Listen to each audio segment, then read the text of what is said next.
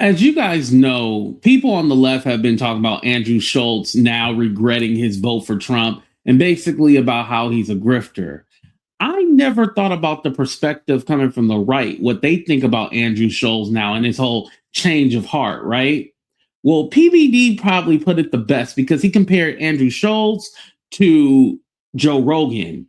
And what he said kind of hit home. He said, one is a grifter and one has heart. I'll let you decide who he was talking about.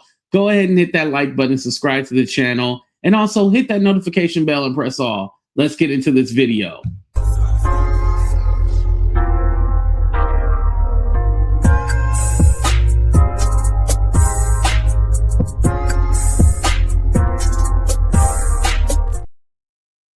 All right, so let's get to it. It's causing a lot of people in the marketplace to kind of go through it in the way you're describing it, which is kind of like, man, what I'm seeing just doesn't look right. I can't believe this. Rogan did the same thing.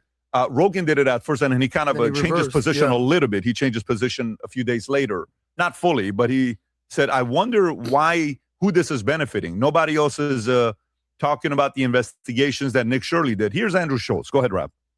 So let's talk about what happened in Minneapolis. ICE murdered an American citizen in cold blood, and then the Trump administration called him a domestic terrorist. Yeah. That's it. Yeah. Like plain and simple. Yeah. I see the administration trying to spin it, and it's fucking disgusting. Yeah. It's like they didn't even have a moment where they're like, hey, we're reviewing the footage. We're going to try to see what's really happening. All of them, Trump and all the cronies, put out collective statements that immediately blamed an American citizen that was exercising his First and Second Amendment rights, right? He has the right to protest. He has the right to carry a firearm. He's a legal gun owner, right? There's no question about this whatsoever. And the administration immediately comes out and they try to gaslight the public, which you cannot do when we have 15 different videos of what happened. Yes. And that is what they do, though. But that is what they do. Yeah. And I think that governments have probably been doing this for centuries, millennia. And now you have a public that is armed with phones and we can see what actually fucking happened. And you're not going to just lie to us, plain simple, like that. He apparently didn't see the second video. He obviously didn't see the second video. This I think, is from 2 days ago, 3 days ago, before the video went out with. Okay. So just to defend Andrew, he may have not seen the other clip, but go ahead, Adam. Yeah, I mean, I think Schulz is mostly right here. Schulz has been, and I think this is a calculated decision, going a little bit further left because he wants to have a good relationship with his mayor. He's a Hollywood guy now more than a political guy. So I understand where Schulz is coming from. The reality is this with this guy, Pretty, he should be alive right now. He should be alive for a few reasons. Number one, he should have been in jail a week ago after what he did, assaulting the police officer, spitting. So they're talking about the video where Alex Pretty had the initial confrontation, and then a week later, that's when they murdered him. That's what they're referencing, though. The original, not the original video, because it's two different incidents. And again, that had nothing to do with what happened the day that he was murdered, right? On them, kicking the car, so he shouldn't even been at that protest. Number two, I don't know what needs to happen with ICE, but there's a collective conscience that's basically saying, stop killing people that are protesting. Whether you need rubber bullets, whether you need gas, whatever it is. At the same time, I stand with law enforcement. None of us have, other than PBD and Vinny to an extent, have woken up and have served our country and put your life on the line. And if you believe what James O'Keefe is saying, and he's been in war zones and been in all sorts of chaotic situations, he said this is the most calculated, just communist agenda that he's ever seen, and he actually feared for his life. So last point is this. PBD, you talked about. But even with that argument, going to war versus, police and law enforcement are two different things. It's not, you can't compare the two. How we need to have a cool down period and stop having a rush to judgment. You talked about how if you get in a fight with your wife and you're driving home, you used to have a half-hour drive home to be like, you know what, babe, let me think about it. Now, and he's clearly not married yet, by the way. Well, I get it.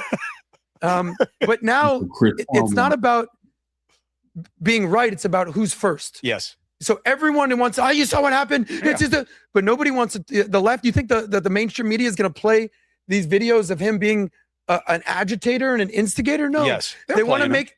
They're playing them all Don't over give the them. place. Don't give them that much credit. We've all been duped by the left. You included, me for sure. But he should be alive. Well, you brought up the major point. FAFO. These guys are looking for issues. I'm gonna say something with Schulz and with Rogan and these guys. I think Schulz is. I don't know how to say this. I'm gonna say it. I think Schulz.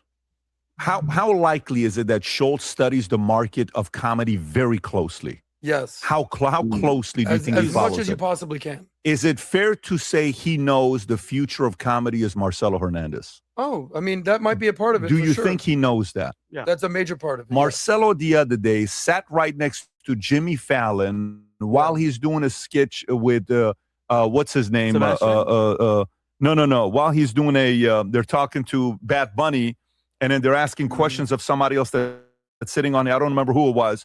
And when I saw that clip, the first thing I was watching Jimmy Fallon. And you know what I said? I said, Jimmy Fallon knows Marcelo's about to take his job. That's Marcelo's job. Whether it's going to be 3, 5, 10 years, that job or Kimmel's job is Marcelo's job. So now watch this. Andrew Schulz is a guy that's super capable. He started his career he was on Fox News a lot back in, I think he was on the 5. I don't know what show. He was regularly on one of these Fox shows. And then he recreated himself, probably because he wanted to be a mainstream comedian, and it kind of took off. And Schulz is not just a comedian. Schulz is very smart. Mm-hmm. He's a very smart guy. Every time you talk to him, you enjoy his company. He's smart. I think there's a part of Schulz where he's sitting there saying, I'm not leaving New York. I'm staying here. Yeah. This is my position. Ride or die. This is my hometown. I'm going to defend this place. I'm going to be a voice here. I'm going to be that guy. I'm going to be the Joe Rogan of New York City. That's his mindset. Yeah, I agree. So logically, if ding, ding, ding, ding, ding, and I got to agree, even though I don't like PBD, he's right. Like, this is basically, he sees the writing on the wall. The culture and the way things are turning is negative towards Trump or being on the right. And also, he didn't like the whole being blamed as the podcast bros for getting Trump in the office. He didn't like that. And so he sees what's going on with ICE and all these other things. And now he's all like, oh, shit, I don't want my name attached to this stuff. So let me go ahead and spin the narrative like, oh, my God, this is so horrible. This is so bad. But granted, if more people agreed with what happened with what's happening with ICE and stuff like that, he would be on that side. But again, he wants to be in Hollywood. That's his ultimate goal. The political stuff was fun for him, and he thought it was a game until it got real. So that's where his mind frame is, talking about Andrew Schulz. He's a Hollywood guy. Somebody sat down with Andrew, my opinion, logically, I think Andrew eventually would logically say, okay, I agree with these 3 areas, but I still think this was a cold-blooded, okay, fair. Mm-hmm. He's got that. With Joe, to me, Joe genuinely is heart first. Rogan, you mean? 100%. Yeah. Joe genuinely is heart first, is empathetic. Joe genuinely is somebody that, and by the way, I mean, I'm not even part of this camp. Like, I've been on the podcast a couple times, but I'm not, best friends with Joe. I'm not in the community. Joe Rogan is full of shit too, but I'll let you continue. The community, hey, come down and do this. I'm not. It's just say, hey, friendly, we see each other once or twice a year. It's that kind of a relationship that we have. So I'm not saying this because he's my best friend and because, all this other stuff and we're always doing stuff together. No, I would be lying to you if I said something like that.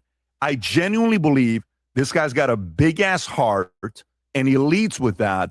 But the part that makes Joe so special is he starts with heart and then he says, fuck, dude, but what, I don't know. Maybe, I think that's what he goes through. So Schulz, I think Schulz is kind of wondering if getting too close to Trump is going to help him in his Hollywood career, doing movies, doing acting, having the show, because Schulz has the capability of also running one of those shows. One time I talked to Schulz, I said, hey, if you wanted to come down here, let's figure something out. I would make this entire place Schulz place because I think Schulz needs to have a late night.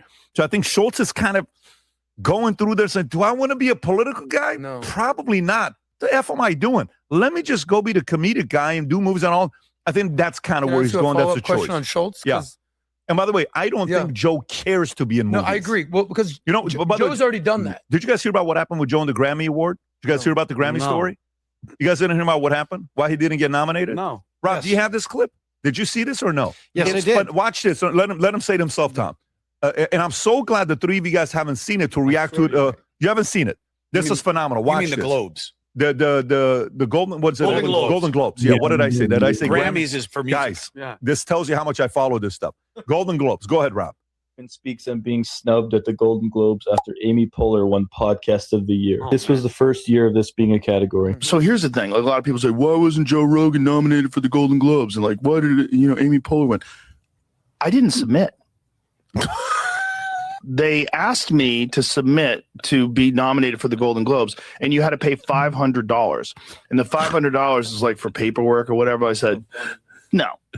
I go, I don't care. I already won. Like, you can't tell me I didn't win. I've been number one for 6 years in a row. All of a sudden, you're going to have a contest in front of all these people wearing tuxedos, and you're going to say, now I'm not number one? Like, f*** off. Joe Rogan speaks on... I love that. Yeah. So that's why he wasn't nominated. They actually approached him. And they also probably knew he wasn't going to win. I wish. What do you mean? He's probably was. I do you think Amy Poehler legitimately has a better podcast I think than Joe Rogan? Come on, Cuomo. That's not the question. But that's of course. Well, it doesn't go by who's number one, quote unquote. Like, it's about who's voting. They weren't going to let him win. They don't like his politics, and they don't like how all over the place he is. I wish Scott Galloway had his platform. I think the problem with Schulz, the problem with Rogan, when they get into these kinds of waters, is they're not built for this, okay? Scott Galloway is built for this. He's educated in a way. He's thought about things. He's experientially there. He has an understanding of philosophy and politics and history. You know, who you get your opinions from matters. Now, I'm not saying you don't have the right Chris, to do it. That's an elitist opinion right there. Listen, buddy. It's an elitist opinion, but no, it's not elitist at all. PBD, shut your goddamn mouth, ho. What he's saying is that these guys are every which way, like literally one day they're up, one day they're down, one day they're left, one day they're right. You don't know what their actual opinion is because their opinion is just swayed by the things they hear or the things that they see or what they believe to be true. Their conviction, they don't have any conviction. Like, they can't just stand on something and be like, okay, this is what I believe, this is what I agree with, and I'm sticking to this. Of course, people's opinions change, but also in one breath, and I'll use Joe Rogan, for example. You know, he was a Bernie bro. He was all about Bernie Sanders. I don't care what populist message you say Trump has. That's bullshit. You can't go from Bernie Sanders to Donald Trump. And the people who have gone that direction, F you. And then when it comes to Andrew Schulz, you see that first he was all gun-ho with Trump and had him on the podcast and everything like that. And now he's all like, I didn't vote for this. I didn't. Everybody's blaming me. And it's all like, yo, you knew what you were walking into. All this, I didn't know. You're a grown-ass man and you didn't know? Come on now. Get out of here with that. You know, that whole, oh, I didn't know. Like, no, you knew. You just didn't care. Two different things. One, you don't know, or you either didn't care. I believe people like Joe Rogan and Andrew Schulz, they both don't care. I have the choice to want to lead sources. Well, for sure you do. What I'm saying is I respect his success.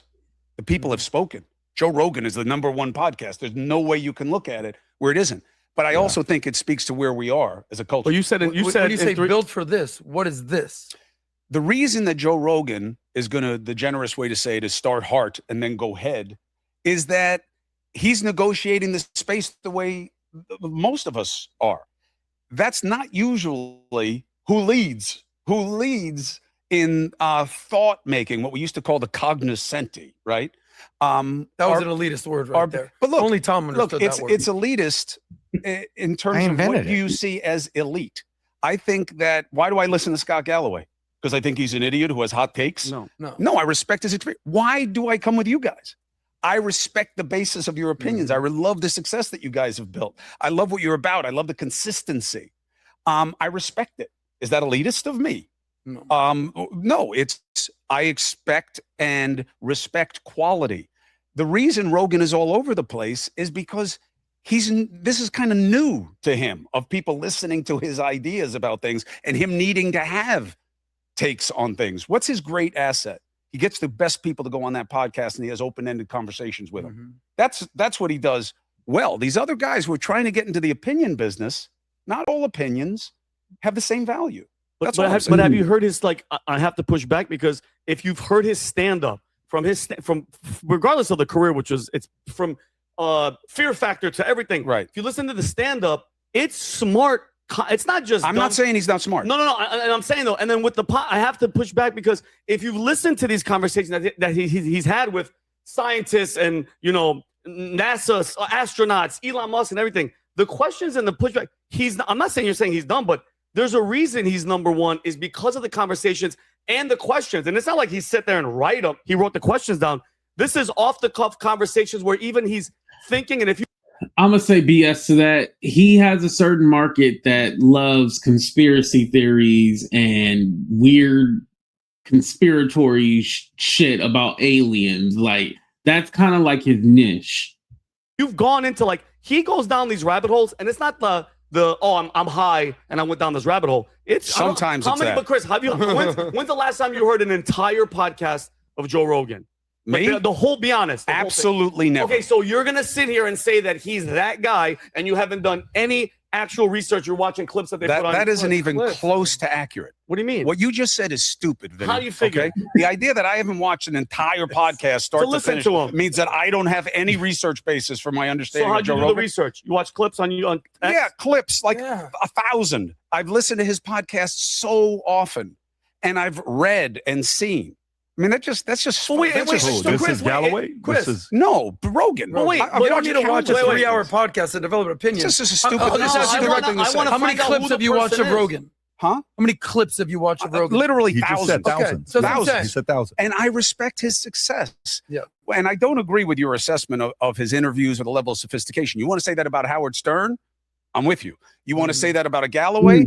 I'm with you. I think there's some really good people out there who aren't necessarily from the political space. That would be elitist. Pat, can I bring this back to you? Wait, Howard Stern, the guy that brings people with Down syndrome and butt naked girls. Yeah, he's done a lot of stupid things. But as an interviewer, anybody who listens to the interviews he's doing now, people grow and mature, Vinny. Okay? The way that Howard Stern almost started race riots in New York City. Howard Stern wanted to run against my father because he believed everybody deserved the death penalty. I have plenty of reasons not to like the guy, okay?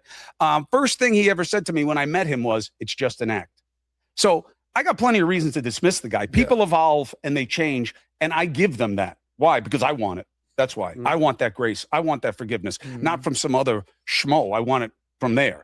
But his interviews are sophisticated, especially when he's in his wheelhouse. I don't feel that way about Rogan. That's just my opinion. I'm not disrespecting him. I don't want bad things for him. But I do think you wade into these kinds of waters. It's not surprising that he's going to go back and forth. I'd rather hear Tom Homan if he weren't in the administration. I'd want to hear his take. I want to hear John Miller on CNN. I want his take. Why? Because he did the job.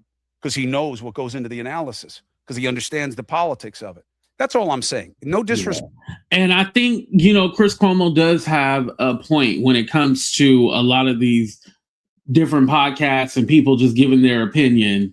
And especially when their opinions come straight out their ass, it's like they don't have the knowledge, they don't have the wherewithal, and it's like they're able just to say anything where it doesn't have to be fact-based. It's just basically, this is how I feel, this is my opinion.